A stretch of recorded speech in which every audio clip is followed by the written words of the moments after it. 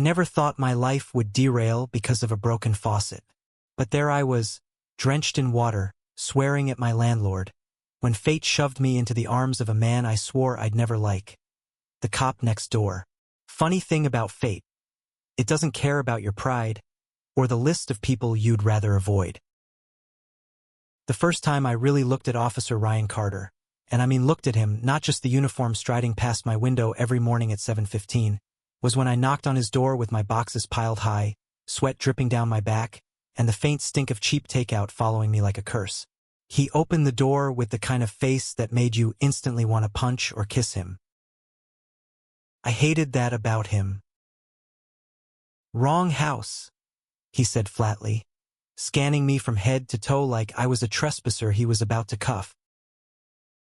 "Wrong life," I shot back, trying not to drop my boxes. That was the beginning.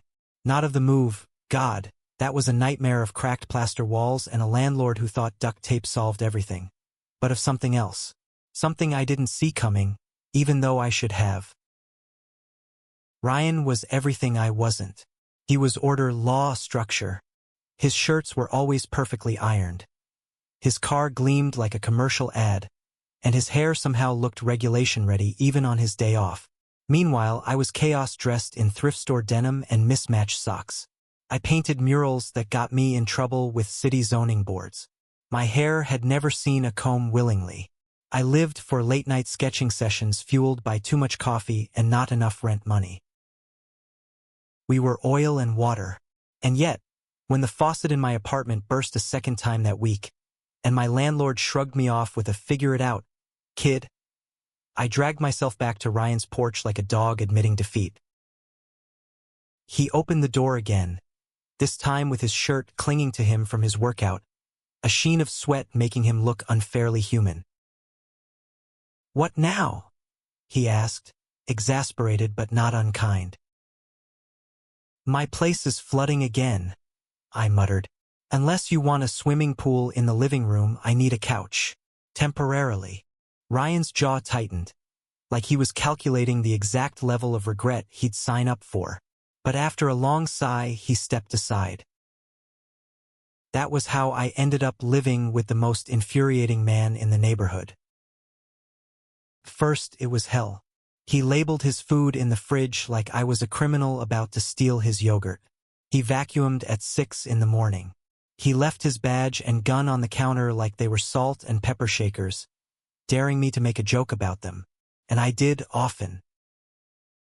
But then there were moments. Like the night I found him asleep on the couch, still in uniform, exhaustion etched into every line of his face. I stood there longer than I should have, watching the way the weight of the world seemed to press down on his shoulders, and for the first time I saw past the badge. Or the afternoon he came home bruised, limping, and too proud to admit it hurt. I shoved a bag of frozen peas at him and muttered something sarcastic, but when his hand brushed mine as he took it, the air shifted. I didn't want to care. I told myself he was just my grumpy cop roommate, nothing more, but the truth has a way of slipping through the cracks, and Ryan Carter was quickly becoming more than I could handle. The worst part? He was starting to look at me the same way. Ryan and I had unspoken rules. At least I thought we did. Rule 1. Stay out of each other's business. Rule 2. Pretend like the other person doesn't exist, except when necessary. Rule 3. For the love of God, no eye contact during breakfast. Of course, rules are made to be broken. The first crack came on a Tuesday morning. I stumbled into the kitchen, hair sticking up in 5 directions, clutching my sketchbook like it was a lifeline. Ryan was already there, standing over the stove, spatula in hand, frying eggs like some domestic god. He wore sweatpants and a plain white t-shirt, which was unfair because no man had the right to look that good doing something as ordinary as flipping eggs. I muttered something incoherent, aiming for coffee, but he beat me to it. He slid a mug across the counter, steam curling up in the air. I don't take bribes, I said, half awake. Good thing it's not a bribe, he replied smoothly. It's called being civilized. I should have walked away. I should have ignored the way his voice dipped lower when he was tired, or how his eyes softened for just a fraction of a second before he looked away. But instead, I sipped the coffee, and it was perfect. Exactly how I liked it. That was the moment I realized he'd been paying attention. And that scared the hell out of me. Because here's the thing, when someone like Ryan pays attention to someone like me, it doesn't end well. I was the kind of guy parents warned their sons about. Too free, too unpredictable, too unwilling to fold into neat, respectable boxes. Ryan was the box, the iron walls of it, and I was already prying them open without meaning to. The days blurred into an uneasy rhythm. I painted in the spare room, music blasting through my headphones. He came and went at odd hours, the sound of his boots heavy on the floorboards. Sometimes, when he thought I wasn't looking, he'd pause in the doorway to watch me paint, curiosity flickering in his eyes. One night I couldn't sleep. The house was too quiet, too heavy with shadows. I padded into the living room and found Ryan sitting there, staring at nothing, the TV flickering soundlessly in front of him. His shoulders were tight, his hands clenched. "You look like you're about to punch the air," I said softly. He didn't even flinch. "Rough day. Want to talk about it?" He turned his head then, and in the dim light, I saw something raw in his eyes.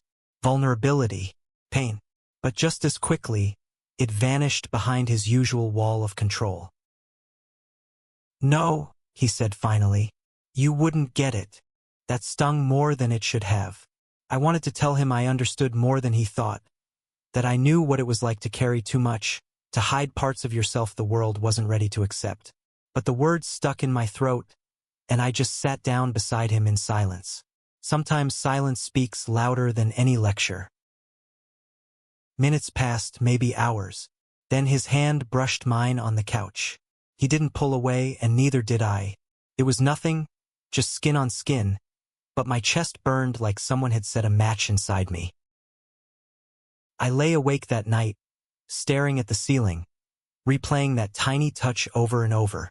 I told myself it didn't mean anything, but deep down I knew it did. The universe, however, has a twisted sense of humor. A week later, Ryan brought someone home. I'd been sprawled on the couch with my sketchbook when the door opened, and in walked Ryan with a woman on his arm. She was stunning, tall, and graceful, with the kind of laugh that filled the room.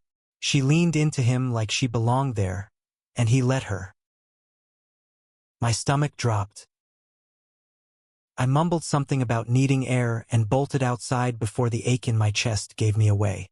The night was cold, the stars sharp against the black sky. I leaned against the porch railing, forcing myself to breathe. Why did it hurt so much? He wasn't mine. He'd never been mine. The door creaked open behind me. "You okay?" Ryan's voice. "Peachy," I said flatly. He stepped closer, the warmth of him brushing against my skin even in the cool air. "She's just a friend." "Didn't look like it?" I snapped before I could stop myself. His silence stretched long and heavy. Then he said quietly, "Why do you care?"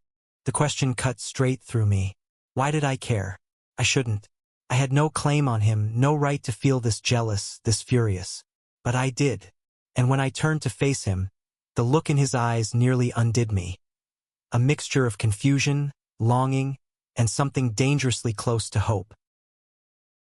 I swallowed hard, my voice barely above a whisper. "Because I do." And then I made the stupidest, bravest decision of my life. I closed the space between us and kissed him. It wasn't gentle. It wasn't careful. It was messy and desperate, fueled by weeks of tension and denial. For a heartbeat, I thought he'd shove me away. But then his hands were on me, gripping my shirt, pulling me closer, kissing me back like he'd been waiting for this as much as I had. The world tilted. And then, just as suddenly, he broke away, breathing hard, eyes blazing. "This can't happen," he said, voice rough. "You don't know what you're asking for." I stared at him, heart pounding, lips tingling. "Then tell me what I'm asking for." He didn't answer. He just turned and walked inside, leaving me standing there on the porch with my whole world turned upside down. The next morning, he was gone before I woke up. No note, no explanation, just silence. And that silence was louder than any argument we'd ever had. Ryan's silence stretched into days. He came and went like a ghost, boots heavy on the floorboards, but his eyes never once met mine. He left earlier, came home later, sometimes disappearing for entire nights. The couch where he usually collapsed stayed untouched. His coffee mug, once left beside mine on the counter, now sat alone on the far end of the kitchen. It was as if our kiss had detonated a bomb neither of us was brave enough to clean up. I told myself I didn't care. I buried myself in my sketches, painting walls with colors that felt like screams I couldn't voice. I told myself I was used to people walking away. Friends, lovers, family who thought I was too much or not enough. Why should Ryan be any different? But he was different. That was the problem. Friday night, I heard him come home later than usual. His footsteps dragged, slow and uneven. Something in me twisted. Against every rule of self-preservation, I left my room and found him in the kitchen, leaning heavily against the counter. His face was bruised, his knuckles raw. "Jesus, Ryan?"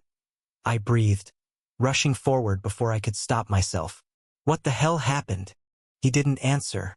He grabbed a bag of ice from the freezer, pressing it against his jaw, avoiding my eyes. "You can't just..." My voice broke off, frustration tangling with fear. "You can't just come home like this and pretend it's normal." His silence was a wall. Something inside me snapped. I slammed my hands on the counter, forcing him to look at me. "You kissed me back, Ryan.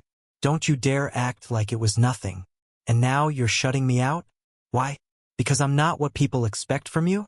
Because you're too afraid to admit what you want." His jaw clenched, but his eyes betrayed him. There was no hatred there, no rejection, just fear. "You don't get it," he said finally, voice rough. "You think this is simple, but it's not. My job, my family, this town, it doesn't work like that. They don't forgive guys like me for this. For being human?" I shot back. "For wanting you." The words hung in the air like a live wire, crackling between us. My heart slammed against my ribs. He wanted me. He had just admitted it. And yet, the way he said it was drenched in shame, like wanting me was the same as destroying himself. I stepped closer, until there was barely a breath of space between us. "Then let it destroy you." Ryan's breath hitched, his ice bag slipping from his hand to the floor. His fists clenched like he was fighting himself, every muscle in his body tight with restraint. And then, finally, he broke. He grabbed me by the shirt and pulled me into him, his mouth crashing against mine with all the force of a storm. It wasn't tender. It wasn't careful. It was raw and desperate, a battle and a surrender all at once. I kissed him back, my hands tangling in his hair, my body pressed against the solid wall of him. For the first time in weeks, the silence shattered, replaced with the sound of us. Our breaths, our hearts, the fire we had both been trying so hard to smother. When we finally pulled apart, foreheads pressed together, both of us shaking, Ryan whispered, "This will ruin me." I cupped his face, forcing him to see me. "Or it'll save you." The days that followed were a blur of stolen moments. A brush of his hand against mine when no one was looking. The way his eyes lingered too long when he thought I wasn't watching. Nights where we sat side by side on the couch, our shoulders touching, neither of us daring to move away. But reality has sharp teeth, and it didn't take long to bite. Word travels fast in small towns, faster than either of us could outrun. It started with whispers, neighbors pausing when they saw me leave Ryan's place in the morning, eyebrows raised, smirks hidden behind polite smiles. Then came the stares at the grocery store, the sudden hush in conversations when we walked past. Ryan noticed it before I did. He grew tense, quieter, his walls rebuilding brick by brick. One night, he came home and didn't sit with me on the couch. He stayed in his room, door shut. I sat there alone, staring at the door, fury and heartbreak twisting together. I wanted to scream, to kick it down, to force him to choose me. But I also knew the weight he carried, the badge, the expectations, the suffocating grip of people who thought love had rules it was never meant to have. Still, it wasn't fair. I was already in too deep, and every time he pulled away, it felt like drowning. The breaking point came 2 weeks later. We were eating breakfast in silence, him reading the paper, me sketching in the margins of a notebook, when his phone buzzed. He glanced at it, stiffened, and set it down without a word. "Who was that?" I asked casually, though my chest was already tight. "No one," he muttered. "Don't lie to me." His eyes flicked up, sharp and defensive. "Drop it." Something in me snapped. "No, I won't drop it. I'm not your dirty secret, Ryan. If you're ashamed of me, just say it. If you don't want this, then don't you dare." He cut in, his voice like thunder. We stared at each other, the air thick with everything unspoken. Then, softer, he said, "I want this. God help me, I want you. But wanting you could cost me everything." I shoved my notebook aside, heart hammering. "And what about me? Do you think it doesn't cost me anything? Do you think it's easy, falling for a man who can't even look at me in public? You think I don't hear the whispers, the jokes, the slurs? I'm the one who has to carry them, Ryan. Not you. You can hide behind your badge. I don't get that choice." He flinched like I'd struck him. Silence filled the room, heavy and suffocating. Finally, he whispered, "I'm scared." And for the first time I saw him. Not the cop, not the grumpy neighbor, but the man beneath it all. Vulnerable, afraid, just like me. I reached across the table, covering his hand with mine. "So am I. But maybe we don't have to be scared alone." His fingers tightened around mine, just slightly, enough to keep hope alive. That night, I dreamed of a life where we didn't have to hide, where his hand could hold mine in the open, where neighbors' whispers didn't matter, where the world didn't try to crush something so fragile and real. I woke up to the sound of his boots by the door, the sun just breaking over the horizon. He looked at me, hesitation written all over his face. Then, in a voice so quiet I almost missed it, he said, "Stay." And for the first time, I believed he might mean forever. The days after Ryan said, "Stay," were both the easiest and hardest days of my life. On the one hand, he was here, in the same house, sharing meals, laughing softly when I made dumb jokes, letting our hands brush in the kitchen. On the other hand, the world was still out there. The world that didn't understand, that would never understand. Started small. A neighbor giving a too long glance at us walking together to the mailbox. An offhand comment at the corner store about the cop and that kid. Whispers that carried behind closed doors, making Ryan stiffen each time someone passed his house. One night, we were sitting on the porch, beers in hand, the sky a bruised mix of purple and orange. "You think they'll ever get used to it?" I asked, trying to sound casual. Ryan didn't answer immediately. He stared at his hands, fingers tapping against the bottle. Finally, he said, "I don't know, but I'm not letting them scare me away from you." Something in my chest tightened. Those words, small, simple, almost mundane, carried a weight I hadn't realized I'd been craving. You're really going to say that? I said softly. After everything? After everything, I'm saying it, he replied. You don't have to hide. Not from me. Not from anyone I care about. That was the promise that kept me awake most nights, thinking about a future that might exist for us. But reality doesn't bend to wishes, no matter how much you beg. The first real confrontation came at the precinct. Ryan had gone in early one morning for a briefing, and I had decided, foolishly, to go with him. I wanted to see his world, to understand the life that scared him so much, the life that made him hesitant to hold my hand in public. I didn't expect the stares, the whispers, the thinly veiled smirks from his colleagues. Some barely concealed their judgment. Others were bold enough to voice it. Seriously, Carter? One of them asked. Bringing your friend here? At work? Ryan stiffened, jaw tight. I could see him calculating every possible way to maintain control, to not let them see his heart on his sleeve. I stepped forward, a fire rising in my chest. I'm not just your friend, and I'm not hiding. If you have a problem with that, maybe you need to check yourself. Ryan looked at me, a mix of awe and horror in his eyes, like he didn't know whether to hug me or drag me out by the collar.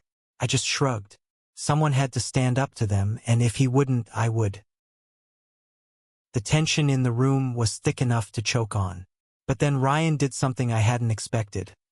He stepped in front of me. Enough? He said, voice cold and sharp, but underneath it, I felt a tremor of pride. If you have a problem with me or anyone I care about, you can leave. Or you can shut up. Your choice. They all shut up. At least for that moment. And for the first time, I realized Ryan wasn't just hiding behind his badge.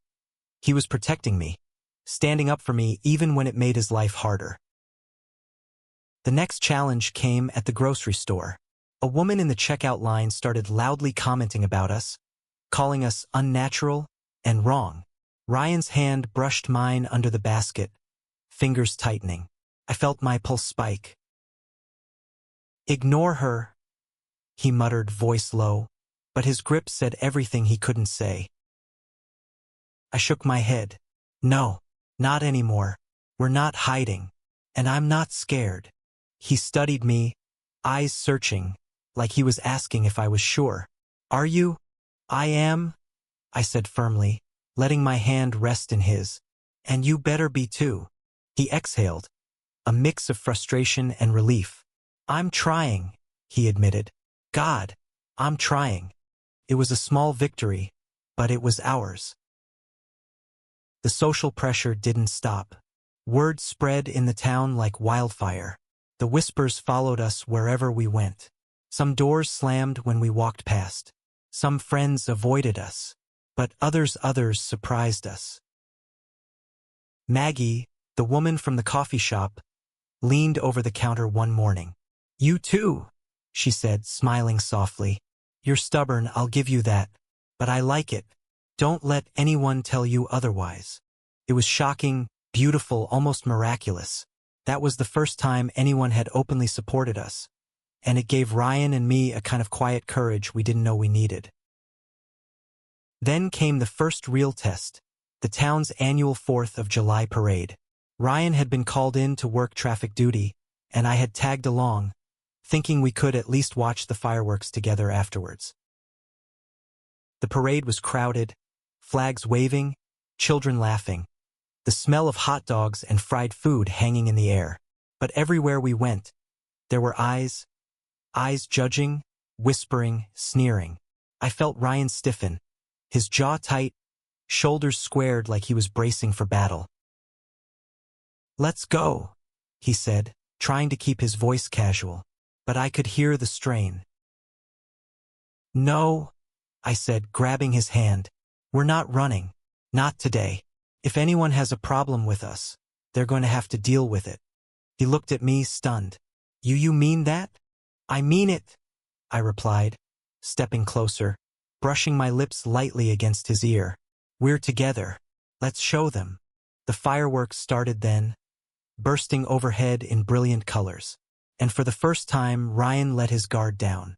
He held me close, hand entwined with mine, letting the noise and light wash over us. The world could judge. The world could whisper. But here, in this moment, we were unstoppable. Life didn't magically become easy after that. There were still harsh comments, sideways glances, and quiet moments of doubt. But for every obstacle, we found a way to lean on each other, to protect each other, to fight together. We started sharing more than stolen touches and whispered confessions. We shared our dreams, our fears, the things we hadn't told anyone else. Ryan told me about the pressure of being a cop in a small town, how he felt trapped between duty and desire. I told him about the loneliness of being someone who didn't fit in, who had always been afraid to love openly. And slowly, the walls between us crumbled. There were nights we spent on the porch, just talking until dawn, hands brushing, bodies inching closer, laughter breaking through the tension. There were mornings when we cooked breakfast together, teasing, stealing kisses between scrambled eggs and coffee. There were quiet afternoons painting murals in the spare room, Ryan watching me work, occasionally offering small critiques, but always with a smile. Love wasn't easy. It wasn't perfect. It was messy, complicated, full of fear and longing and the ever-present challenge of a world that didn't quite understand. But it was ours. And for the first time in both our lives, that was enough. The months that followed were a careful dance between passion and prudence. Each step forward had to be measured, each moment of intimacy balanced against the very real possibility of judgment. Yet, somehow, Ryan and I navigated it together, slowly learning the rhythm of a life that belonged to neither of us alone, but to both. It wasn't easy. Some mornings, Ryan would leave for work looking like he had the weight of the entire world pressing down on him. Other times, I'd find myself hesitating to hold his hand in public, fearing that someone's glance might be sharp enough to slice through the fragile safety we'd carved out. But then we would be home, and the world outside faded, leaving just the two of us. One particular evening encapsulated everything that had changed since that first broken faucet. We had spent the day running errands, navigating the usual sideways looks and whispered comments from neighbors. By the time we returned home, the sky was streaked with the fiery reds and purples of sunset, painting the neighborhood in a soft, forgiving light. I was in the kitchen, preparing a quick dinner, when Ryan appeared behind me, arms wrapping around my waist from behind. His chest pressed against my back, and I could feel the steady beat of his heart, the warmth of his body. "You've been quiet all day," he murmured. "I've been thinking," I admitted, leaning back into him, closing my eyes, "about everything, about us." His grip tightened ever so slightly. And I don't care what anyone thinks. I don't care if the whole town is gossiping. I don't care if your job or my art or our weird little lives make things complicated. I want this. I want you. All of it. Ryan's head tilted slightly, his chin brushing the back of my shoulder. "You really mean that?" "I mean it," I said simply. Then, in a moment that felt suspended in time, he spun me around to face him. His hands cupped my face gently, his thumbs brushing over my cheekbones. "I've been trying to tell myself I couldn't have this," he confessed, voice low and raw. "I thought loving you would destroy me, but being without you, that would destroy me more." The words hit me like a tidal wave. All the tension, all the fear, all the nights of uncertainty. They dissolved into something solid, something unshakable. I reached up, pressing my lips to his in a kiss that was gentle at first, exploratory, before deepening into something desperate and affirming. It was a kiss that said, without words, that we had survived, that we had chosen each other despite everything. In the following weeks, we began to live more openly. It started with small gestures, holding hands in the local coffee shop, lingering touches at the grocery store, shared smiles when neighbors' eyes turned our way. Some people whispered, some stared, but it hardly mattered anymore. The important thing was that we were no longer hiding.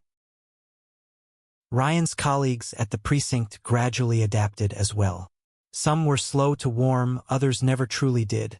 But the ones who mattered respected him enough to respect us. There were still difficult days, the occasional snide comment or sideways glance, but those moments no longer held the power to wound us. We had each other, and that was enough. One Saturday morning, we decided to take a trip into the city, something we had avoided for months due to lingering fears of judgment. The subway was crowded, people brushing past us without notice. Ryan squeezed my hand, and I felt a thrill of liberation. We were just two people in a crowd. No one's whispers able to reach us here. We spent the day exploring museums, walking through the parks, sharing ice cream cones, and laughing more freely than we had in months. Ryan even let me take his picture in front of a fountain, a candid shot capturing a rare smile that reached his eyes. We were living, truly living, in a way neither of us had allowed ourselves before. Back home, the pace of life had changed, too. We shared responsibilities and chores, cooked meals together, and created a rhythm that was uniquely ours. Our relationship had evolved from stolen touches and fleeting kisses into something deeper. A partnership, a companionship, a shared life built on trust, love, and quiet courage. One evening, as we sat on the porch watching the stars emerge one by one, Ryan spoke first. "Do you ever think about the future?" "All the time," I admitted. "And I always see you there." His hand found mine, fingers intertwining effortlessly. "I used to be terrified of what people would think, of what I could lose. But now I know that losing you would be the only thing I couldn't survive." I smiled, pressing my forehead to his. "We're not going to lose each other." And for the first time in what felt like forever, it truly felt possible. Life didn't suddenly become a fairy tale. There were still difficult conversations, occasional misunderstandings, and moments when fear threatened to creep back in. But each time we faced it together, building a foundation stronger than any external pressure. Then came the moment that truly cemented our bond. It was a quiet Sunday afternoon. Ryan and I had spent the morning painting a mural on the side of the house, our hands smeared with colors, laughter spilling from us like music. The neighborhood kids gathered to watch, some curious, some shy, all fascinated by the two men working side by side. As we stepped back to admire our work, I turned to him, heart swelling with something indescribable. "Look at this," I said softly. "We made something beautiful. Together." Ryan's eyes met mine, dark and intense, full of unspoken promises. He stepped closer, hand brushing mine. "Everything we do," he whispered, "is better together. Everything I am, I want to share with you." I felt tears prick my eyes, but I laughed, a mixture of joy and relief. "I feel the same." And there, under the fading sunlight, hands intertwined, hearts beating in sync, we sealed our unspoken vow to face the world together, come what may. Months later, after countless small victories and battles won, we decided to mark our commitment to each other in a way that was public, honest, and joyful. We organized a small gathering in the backyard, inviting friends and family who supported us, the people who mattered. There were no grand declarations, no pressure from the outside world, just laughter, music, and the warmth of loved ones. Ryan looked at me across the yard, eyes shining, and I knew we had truly arrived at a place neither of us thought possible when I first stumbled into his life with a broken faucet. "Ready?" he asked, a teasing smile playing on his lips. "Always," I replied. We walked to the center of the yard, hand in hand, hearts racing, surrounded by the people who loved us. And in that moment, under the soft glow of string lights and the quiet watch of the suburban night, we promised each other a life of honesty, courage, and unshakable love. It wasn't perfect. It wasn't easy, but it was ours, and that was more than enough. As we stood there, the neighborhood quietly observing, I realized how far we had come. From stolen kisses and whispered confessions to open declarations of love, we had fought through fear, judgment, and self-doubt. We had survived. We had triumphed. Ryan squeezed my hand, his gaze unwavering. "I love you," he said simply.